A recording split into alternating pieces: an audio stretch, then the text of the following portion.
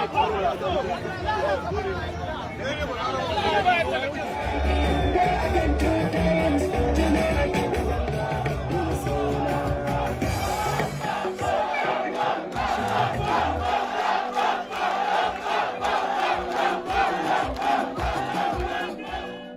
ga mu za mu ba ma waɗannan yara matasa maza da mata tallafi domin su je su fara sana'o'i na dogaro da kansu.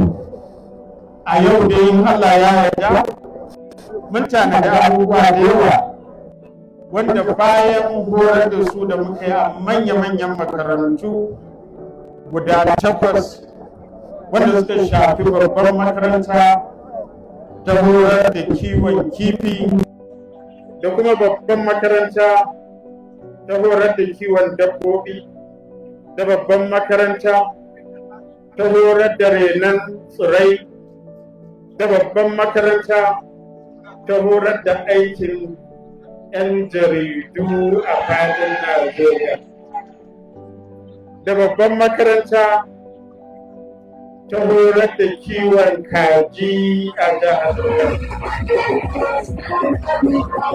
da babban makaranta ta horar da tuƙin motoci a jihar Kano da babban makaranta ta horar da aiki da na'ura mai kwakwalwa a jihar Kano da fasahar kimiyyar zamani wato informatics da babban makaranta ta horar da harkokin wasannin kwaikwayo da al'adun gargajiya wato filfisu. A yau cikin ikon Allah kowanne daga cikin waɗannan ɗalibai zai samu tallafi na gwargwadon abin da zai taimaka masa wajen gudanar da wannan sana'a tasu. Muna amfani da wannan dama mu taya ku murna, mu ƙara addu'a ga Allah subhanahu wa ta'ala ya sa albarka a wannan sana'o'i da kuka koya. Allah Ubangiji ya sa ɗan abin da za a tallafa muku ku juya shi yadda ya kamata, ku bunƙasa tattalin arzikinku, ku bunƙasa tattalin arzikin al'ummar jihar Kano da ma Najeriya baki ɗaya.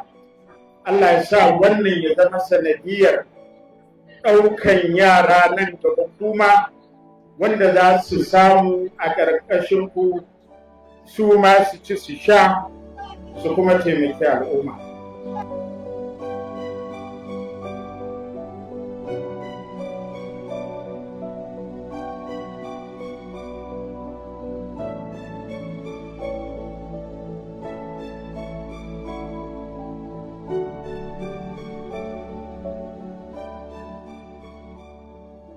Na fito daga makarantar jarida, ina ɗaya daga cikin ɗaliban da mai girma Alhaji Abba Kabir Yusuf ya ɗauka ya kai makarantar jarida. An bani kaji guda 50 da keji da buhun abinci guda 5 da kwanan cin abincin kaji da kwanan shan ruwansu da magungunan sannan da kuɗi naira 50,000. Mun ji daɗin wannan emfarin da mai girma gwamna Abba Kabir Yusuf ya bana. Muna godiya Allah ya maimaita Allah ya sa daga kujerar gwamna kuma sai shugaban kasa. 4+4 mai girma gwamna da Allah 4+4.